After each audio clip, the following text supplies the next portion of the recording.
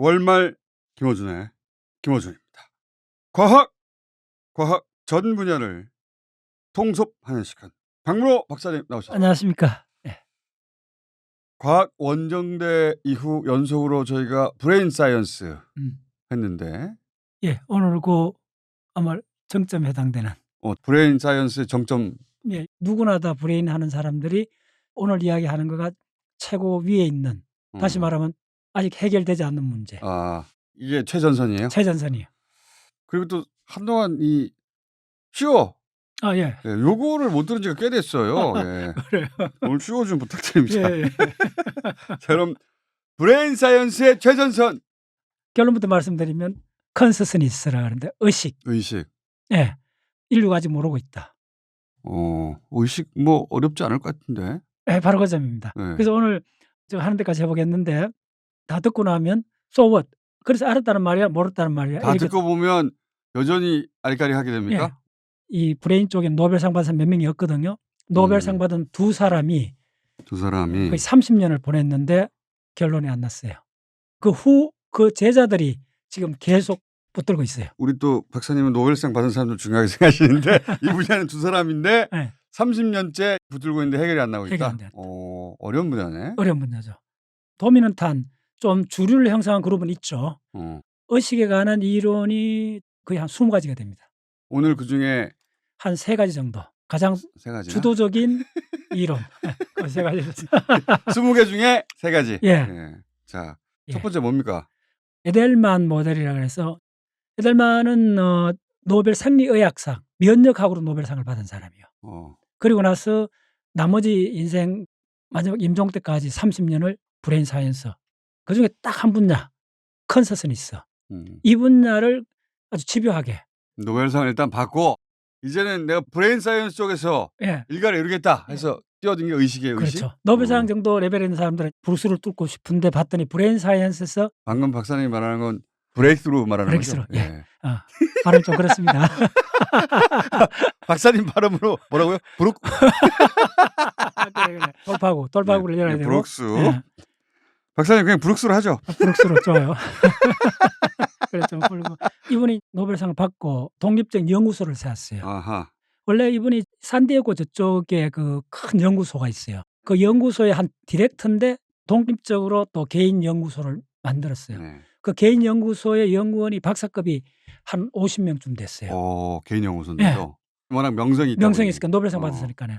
그 연구소 사이트 들어가면 프론트 페이지에 문장을 써준 사람이 올리버 섹스예요. 임종 무렵에 뉴욕타임즈에 전 세계 자기 애독자한테 포웰 안녕 하는 기사 써서 우리나라도 올리버 섹스 매니아들이 굉장히 많아요. 아내를 모자로 착각한 남자.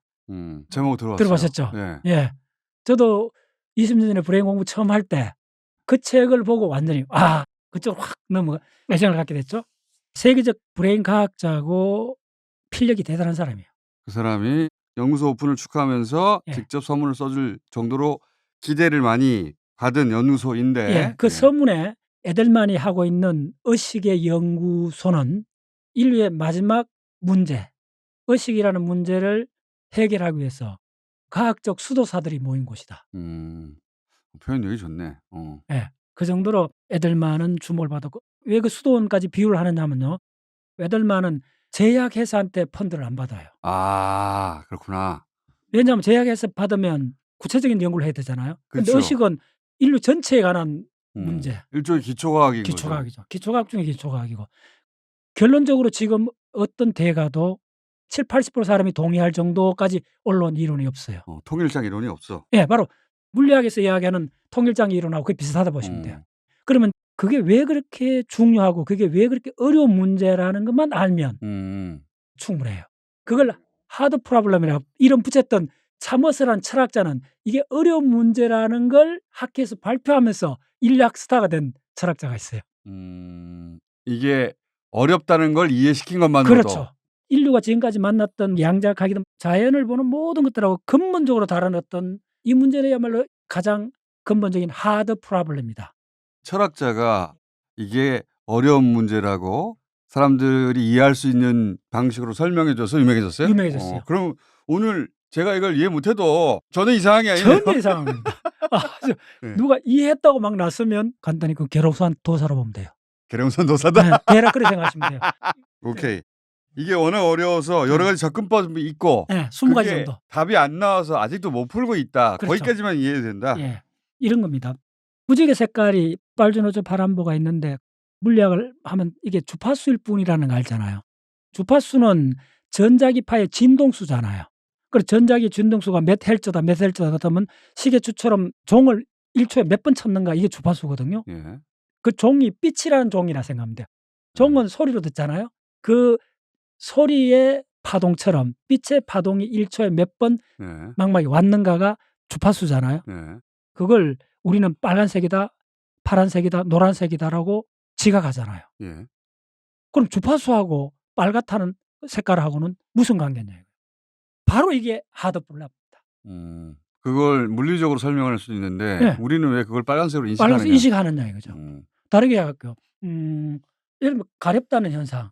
가렵다는 거는 박테리아나 벌레가 물렀거나 피부에 병변이 생겨서. 그렇죠. 피부에 병변 생겨갖고 고름 나는 건 생리적으로 다 되는데 세포를 아무리 분해해봐도 가렵다는 현상이 생겼거든. 암모니아 냄새를 맡으면 구린내잖아요. 암모니아는 분자의 진동 에너지가 냄새로 바뀌었는데 진동 에너지는 존재하는데 냄새는 존재하지 않거든요. 그 문제를 인류는 아직도 풀지 못했어요. 아모니아 냄새를 분자식으로 풀 수는 있는데 왜 그걸 우리가 암모니아 냄새로 느끼느냐. 다른 예를 들어볼게요. 갓난애들은 자기 발가락을 빨 때가 있어요. 그때는 걔한테는 손가락 발가락이 젖꼭지 같은 거예요. 자기 거라는 그게 없는 거예요. 그다음 단계는 어떻게 되느냐 하면 아빠가 저 책을 갖고 오라고 책을 가리키면 손가락 끝만 봐요. 강아지처럼. 예. 손가락 끝에 가리키는 무엇이라는 걸 알 수가 없어요. 한 5살쯤 알죠. 아빠가 책을 갖고 오라고 가리켰다고 아는데 2살, 3살 가리키면 몰라요. 손가락 끝을 많이 봐요. 그럼 5살 애는 왜 손가락 끝에 책을 갖고 올 수 있게 되느냐 하면 지시어를 이해하게 되느냐. 그렇죠. 아빠가 원하는 것은 손가락 끝에 가리키는 이 현상이 아니고 책이라는 걸 알게 되는 거예요. 다시 뒤집으면 내면의 세계라는 거가 출현했다는 거예요. 손가락 끝이라고 하는 신체 일부가 아니라 손가락으로 그 지시하는 사람의 욕망, 마음.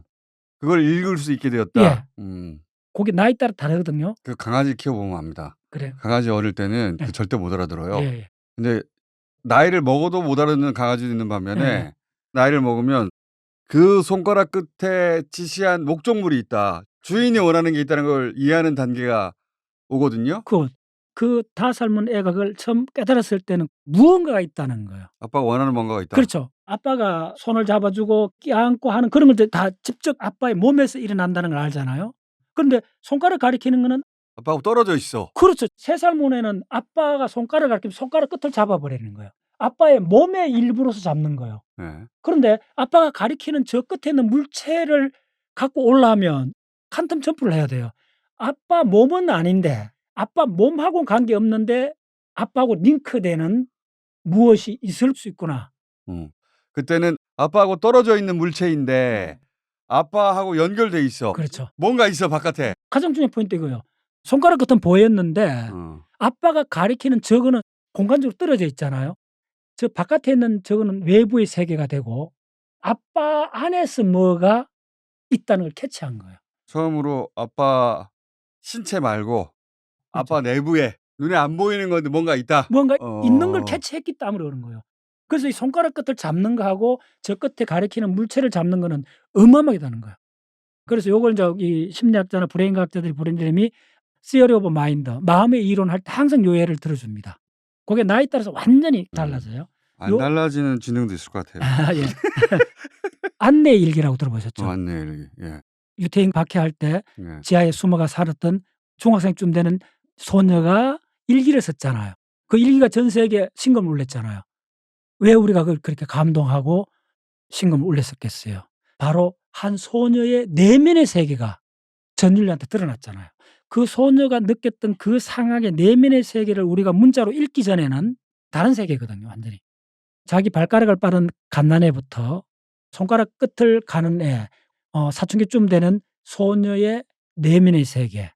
음. 이걸 직선을 이렇게 연결해 보면 내면의 세계가 어마어마하게 확장되고 있다는 거예요. 그렇다 해 갖고 우리가 내면의 세계를 아는 거냐. 지난 3000년 동안 철학자나 종교가들이 명상가들이 그렇게 매달렸는데 우리가 깊은 사고를 해 갖고 이 내면의 세계가 밝혀질 거라고 오랫동안 착각을 해 왔다는 거예요. 과거에는 마음이란 말이지 정확하게 묘사하거나 이해할 수 있을 거라고 착각해 왔는데 예. 최근에 브레인 사이언스 그게 아니다. 그렇게 접근해 가지고는 알 수 있는 게 아니다 이게. 예. 그럼 어떻게 접근하기 시작한 겁니까? 예 굿. 그래서 인제 또 한 사람의 노벨상 받은 사람이 바로 그 질문 연장선에서 자 그러면 그 내면의 세계가 이제 지금 이야기하는 의식이 있거든요.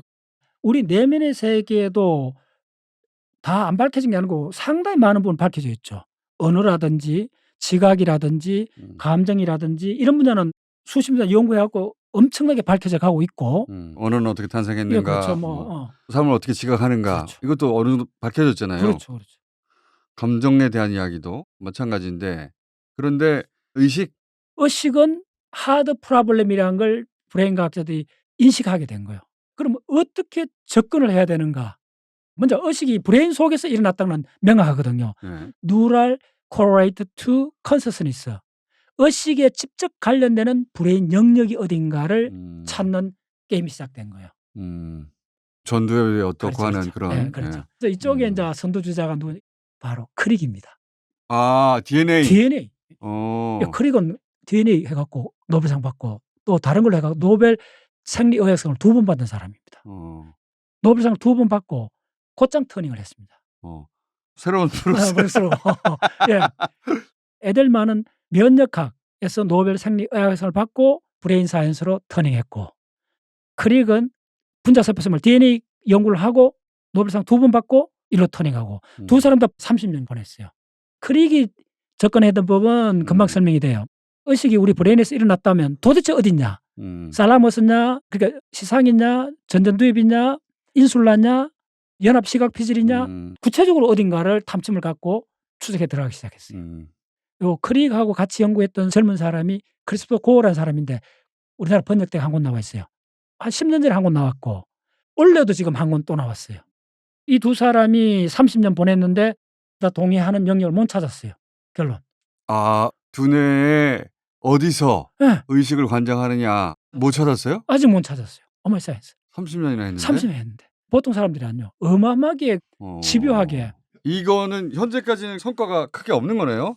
그렇죠. 성과가 없는데 그래서 또 고나 크릭은 구체적으로 어느 부위가 있느냐. 의식의 신경 상간물이라 그래요. 의식하고 관련되는 브레인 영역이 어딘가를 책도 쓰고 했는데 모든 학자가 동의를 얻는 상태까지 못 갔어요.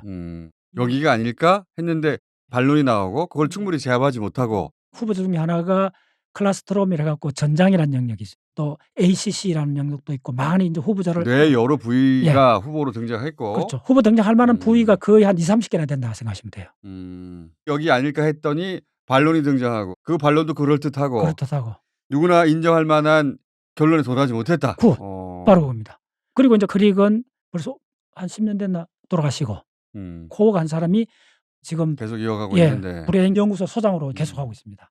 우리는 생물학적으로 접근했네요. 그렇죠. 부위가 어디야? 부위가 어디야? 무슨 근육이야? 뭐 이런 것처럼.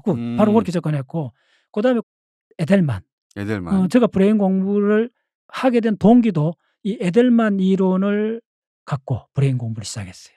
자, 그 에델만은 어떻게 접근한 겁니까? 에델만 어떻게 접근하느냐 하면 자기 멤버들이 연구자들이 한 50명 된다 그랬잖아요. 네. 신경을 수리 생리학적으로 모델링을 해 갖고 컴퓨터 사이언스하고 결합해 갖고 시뮬레이션하는 통계적으로. 에델만이 책이 국내에 한 4권이 번역됐습니다. 다 명저입니다. 대단한 책들인데 에델만 그룹은 50명이 그렇게 밀어붙였는데 에델만이 세운 모델은 정명까지는 아닌데 상당히 그럴듯하다. 이거는 상당한 가설이다. 상당한 가설이다. 이 가설만 갖고도 일부 의료계에서 응용까지 들어가고 있어요. 이 가설이 입증돼서 예. 누구나 인정하는 명제가 된 건 아닌데 이 정도면 상당하다. 적이 있네. 예. 브레인 공부한 사람도 에델만의 번역된 그 책 보고 너무 어렵다 그래요. 세상에 이렇게 어려운 책이 있느냐 할 정도로. 번역이 잘못된 거 아니에요? 네. 에델만은 이 모델을 세우고 우리나라 왔습니다. 십몇 년 전에 워커힐에서 예. 했을 때 800명이 모였습니다. 우리나라 브레인 공부하는 사람들 다 모였어요. 그때 썼던 도표가 이 도표입니다. 아, 지금 가져오신 도표가 예. 하나 있는데 예. 아무리 봐도 무슨 말인지는 모르겠어요. 벤 다이어그램처럼 돼 있는데. 제가 썼는 모든 책에 그 다이어그램이 나와 있습니다. 자, 결론. 에델만은 이 모델을 만들었고 많은 사람이 상당히 메이크 센스하다 이 정도까지 갔는데 박사님 방금 메이크 센스하다. 아, 예. 그래요. 메이크 센스하다. 좋아요. 우리나라 말 같아요. 그래요. 메이크 센스하다. 말이 된다. 예, 네. 말이 되고 에델만은 당대에 이걸 갖고 응용까지 들어가고 이렇게 했는데 그 제자가 드디어 본문을 터뜨렸어요. 딱 한 발 더 나갔어요. 브룩스가 나왔어요. 브룩스가 나왔어요. 메이크 센스합니까? 이 이론 딱 나왔을 때 반대론자들 비난들 많거든요. 요거 나왔을 때는 의식을 연구하는 석학들이 박수를 보냈어요. 메이크 센스하다. 한 발을 더 나갔다는 거예요. 쇼가 나와버렸어요? 예. 이구동성으로 문제를 다 푼 건 아닌데 이렇게 가면 될 것 같은데? 될 것 같다는 그 문을 탁 열기 시작한 거예요. 그 사람 이름이 토론이요. 오픈더도. 오픈더도. 정확히 오픈더도. 문을 열었는데 그 색이 어떻게 됐는지는 아직 박사님, 몰라요. 요거 좀 많이 쓰죠 오늘. 메이크 센스하다까지 나왔는데. 그래, 좋아요. 오픈더도. 오픈더도.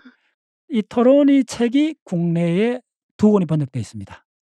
자, 우리 월말 애청자들한테 미리 팁을 하나 드리겠습니다. 토론이는 에델만 밑에서 박사학위 한 제자고 30대 중반쯤입니다. 그 사람이 의식에 대한 책을 썼는데 브레인에 관한 책은 저한테 추천사를 많이 어려워요. 바로 일주일 전에 의뢰가 왔는데 제가 읽다가 깜짝 놀랐어요. 일주일 전에 교수님도 처음 읽은 책이에요. 처음 읽어요. 책으로 만들기 전에 서점에 깔리기 전에 앞으로 한 달 후쯤은 깔릴 것 같은데. 박사님한테 네. 브레인 사이언스 신작이 나왔습니다. 그렇지. 번역 맞췄는데 먼저 좀 읽어봐 주시죠. 예. 그래서 읽어봤더니 바로 토론이의 제자예요.